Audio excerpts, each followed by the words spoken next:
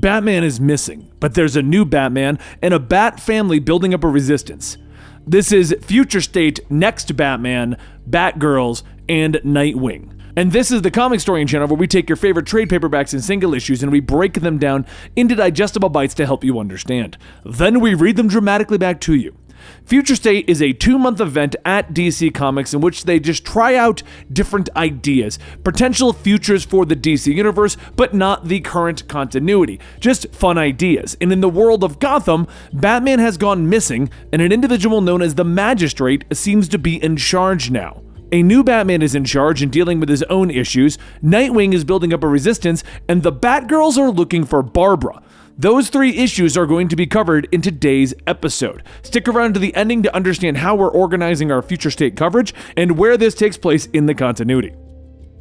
Batman leaps down from the rooftops, finding a body left on the sidewalk. Wallet still in the victim's pocket, money and ID. This wasn't a robbery. He glances over his shoulder. He realizes that the Magistrate would be here in about 2 minutes. He has no time for stealth. So the door explodes inward from the charge that he set, scattering tables and chairs within. He moves fast, kicking in the door to the security room, finding the footage. 2 perps, both wearing hoods and polygon masks that hide their faces. Batman watches them beat the man to death with a hammer and a bat. They have no training, but they're brutal as hell. He holds up his phone trying to send off images when suddenly he hears the approach of boots over the destruction that he caused. The Magistrate is early. The soldiers clear the room with their weapons, but Batman descends from the shadows of the ceiling. He moves in a blur, kicking and punching. He grabs a weapon, whirling, bringing it down hard on the head of another soldier. He then turns, running through the building as the other soldiers recover and open fire on him. The window shatters as he leaps through, only to be greeted by more soldiers as he lands on the pavement below. Batarangs fly from his hands, bouncing uselessly off of the soldier's armor. He turns, fleeing as the soldiers open fire, but pain lances through his side as a round finds flesh. He turns, throwing the flashbangs to disorient his pursuers, but they keep coming, knowing that he has no escape from the alleyway. Suddenly, headlights ignite before them. "Shoot him!" someone screams as Batman roars towards them on his motorcycle. He careens into traffic, driving fast down the street, swerving to avoid oncoming cars. "Vol, you there?" Batman growls over the radio. "Da, I'm here." The voice responds, and Batman uploads the pictures asking Vol to identify the attackers and the victim. Peacekeepers are setting up a perimeter. "They're serious and about to shoot on sight," Vol warns. Batman suddenly looks up, cursing as he sees the Magistrate drones approaching. "They're tracking the phone," he hisses to Vol, skidding into a turn, telling Vol that he'll contact him later. "But not on this line, the phone's burned," he snaps as he tosses the phone away. So a short time passes and Batman sits quietly in a shipping container. It's been 6 minutes and the Magistrate hasn't found him yet, so he believed that he had lost them. He holds his wound, knowing that the compression packs built into the suit are keeping him from bleeding out. Tim Fox looks down at his helmet. "How am I supposed to take on peacekeepers when I can't take Magistrate foot soldiers?" he thinks to himself. He puts back on the helmet before glancing outside. Pulling out another phone, he calls Vol, telling his support that they have 60 seconds before the Magistrate tracks the call. Vol explains that there are no flags on the victim and he can't link the perps to any known gang. "I ran a body tracer through the city's cameras, sending their location now," Vol tells him. The phone beeps as the GPS lights up and Batman thanks him as he boards his bike, roaring into the night. The Magistrate drones fly over the city and 2 hooded perps move as quietly as they can. But suddenly they look up and see Batman standing before them. They charge at him, but Batman moves fast, dodging and punching one hard in the stomach. The other tries to get around him, but he reaches out, grabbing the hoodie, throwing the person to the ground.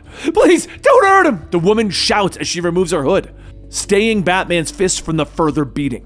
"You murdered him, why?" Batman demands. "Because he killed her daughter," the husband states as he removes his own hood. They explain that the man had preyed on their daughter online, that he asked her to come out and visit and she was never seen again. Batman stands, asking if the police investigated, but they inform him that there wasn't enough evidence to put the man away. "What you did is still murder," Batman tells them, and the woman looks at him. "He took our daughter. We have nothing else. What else can you do to us?" she demands, but suddenly the trio is awash in spotlights. "He's not the one you have to worry about. We are," the Magistrate captain sneers as the trio turn to see the large Magistrate force standing before them. The guard leads the prisoner through the magistrate detention facility, remarking how she doesn't look like much.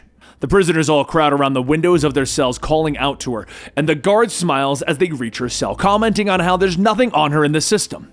No record of your prints, nothing on facial recognition software, no DNA, no nothing, same as your new roommate. He comments, pushing her to the floor, telling her that if she talks, he can get her transferred tomorrow. You don't, there's plenty of people here who would love to see you again, he tells her. He picks her up, ordering her to give him the resistance.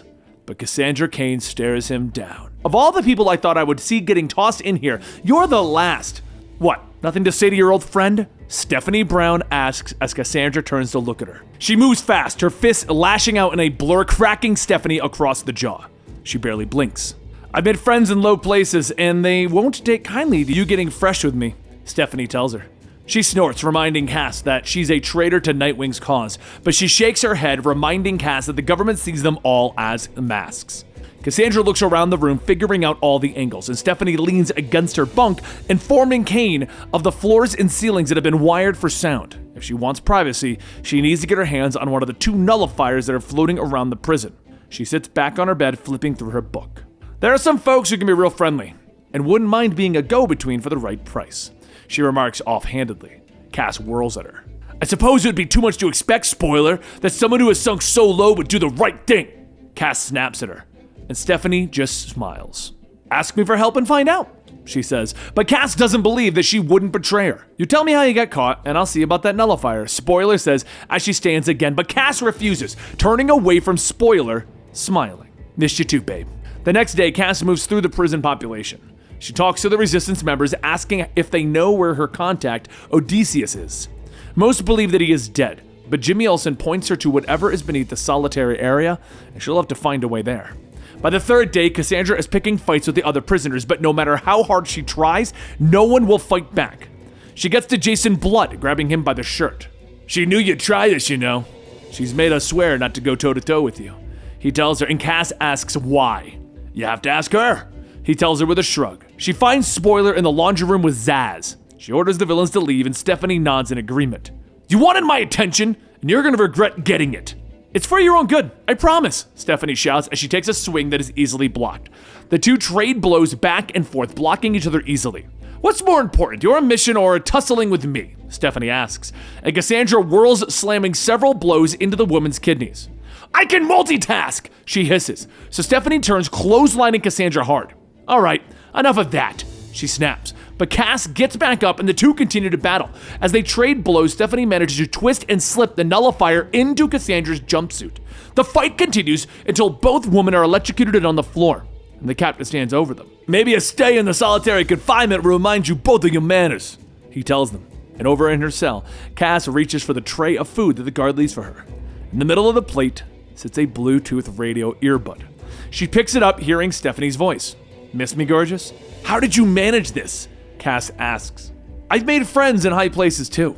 Cass's eyes go wide as Stephanie begins to quote the Odyssey, revealing that she is the contact within the prison. She is Odysseus. Yeah, surprise! We've been on the same side all along, she says sadly. Cass is shocked as Spoiler explains that she helped her get into solitary confinement and slipped the nullifier into her pocket. It's been a long year, she tells her. Her eyes glisten with tears, and she explains that after Barbara went missing and Batman died, she went to Nightwing and asked to work with some of the villains to fight against the Magistrate, but Nightwing refused, telling her that it would undermine the resistance, but offered to let her get her hands dirty if she would do it on the other side. All this time, all these lies, Cassandra whispers, and Stephanie nods, looking at her hands. It's okay. I wouldn't forgive me either, but I want to help if I can. If you can bring yourself to trust me enough, Spoiler tells her. Cassandra explains that the Resistance received a message from inside the prison. The Bat was alive. Cassandra tells Stephanie that if Batman is alive in the prison, they have to find him. Spoiler nods as she stands.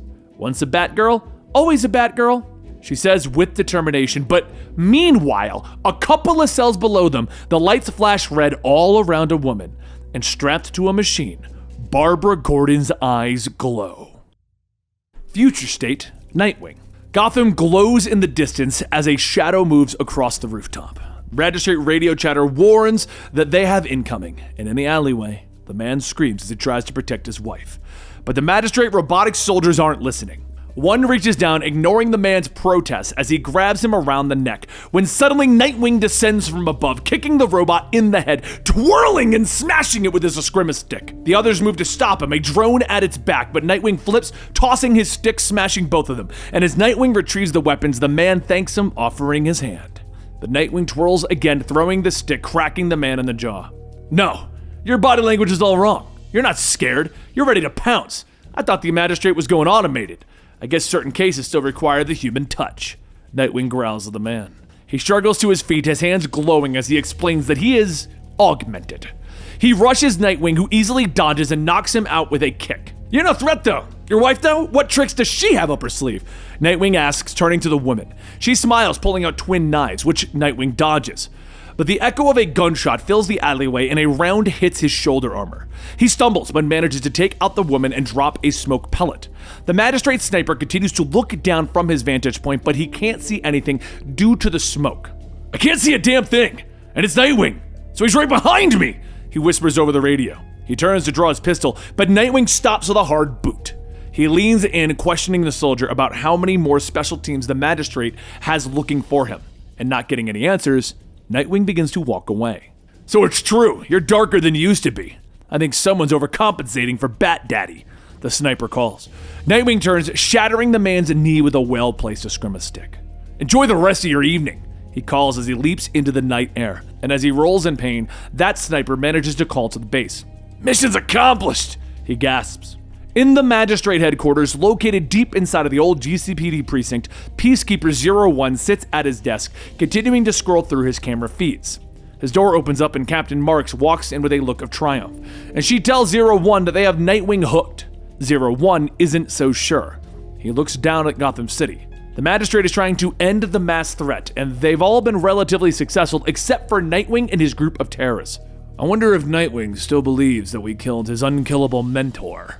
He muses. And finally, Marks leaves and 01 reminds her that victory is mandatory. Elsewhere in the city, Nightwing walks through the old ruins of Arkham Asylum. The building is destroyed around him, but he continues forward, finally stepping through a hologram and into his secret lair. A short time later, he speaks with his network of operatives, explaining that their actions have forced a response from the magistrate. Prepare yourselves. Things have been tough. They will be tough, but so are we. We're his legacy, and we will fight until it's over. Until we win, just like he would have, he reminds them. Batgirl nods on the screen, telling Dick about the reports of the new Batman running around. He nods, telling her that he'll look into it personally, and he signs out, moving away to hit the shadows. But as the hot water runs over his sore muscles, his eyes open.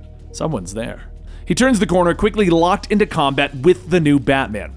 Batman moves fast, throwing Dick to the ground. People call me Batman, the Dark Knight tells Dick, and Grayson just smiles at him. Hello, Batman. Arkham, welcome guest. Maximum voltage, he says simply, and the shock rips through the new Batman, knocking him out, forcing him to the ground. When he awakens, he's strapped to a chair. He questions whether Nightwing looked under his mask while he was out, but Dick shakes his head, confirming that he was the same Batman running around the city, but he didn't look. I value privacy, unlike some people, Nightwing notes. And finally, he looks at him. Why are you here? He demands, and Batman looks at him. Because of a case, Sarah Dowell. Batman explains that Sarah was 10 years old and has been kidnapped. I rescued her and hurt the people that needed to be hurt, but after I returned her safely to her parents, the magistrate cybers took her. They took her to interrogate her about me. And Sarah's dead, I know it, killed by the monsters for nothing. The magistrate is too many, too cruel to fight alone. I need to be a part of your resistance, I can help, Batman tells him.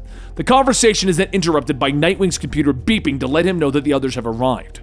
Batman joins him at the computer, removing the cuffs from his hand as they both acknowledge the large group of Magistrate Special Forces gathering outside of the asylum. Well done. You're earlier than I expected, Nightwing notes without looking at Batman. He explains that the Magistrate shot him with a nano bullet that was easily tracked. The Magistrate bugged you, tracked you here, and you let them? Why? Batman asks. Nightwing turns, gritting his teeth. Because this way, I have the home advantage. Because I'm done. It's time to make a statement. I'm going to war. And there you have it, the next Batman issue number 2, which includes the backup for Batgirls and the Nightwing issue number 1.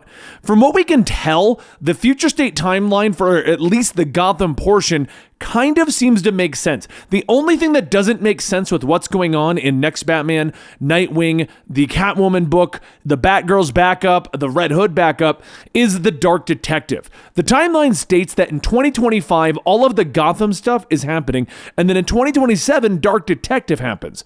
It doesn't make 100% sense because that means that they're all looking for Batman now. He then becomes Batman again, gets shot again, and then ends up going missing again, and at no point is the magistrate defeated.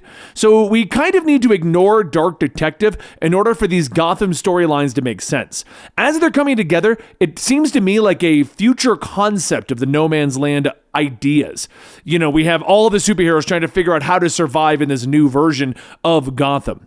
Stick around to the channel and make sure you subscribe, as every week we're bringing you more chapters of Future State, and we're going to be continuing the Next Batman into issue 3 and 4, Nightwing into issue 2, and we'll be continuing into the rest of the Gotham-centric storylines. I'll be back real soon with an issue of Catwoman and Superman War of the Worlds coming up very soon. Hope you guys enjoy. Don't forget to check out our Patreon, patreon.com/Comicstorian, and you can check out our gaming channel where we're doing a Red Hood and Arsenal D&D campaign over there at Comicstorian Gaming. Either way, guys, I've wasted enough of your time trying to sort out this timeline. Thank you so much, and I'll see you next time.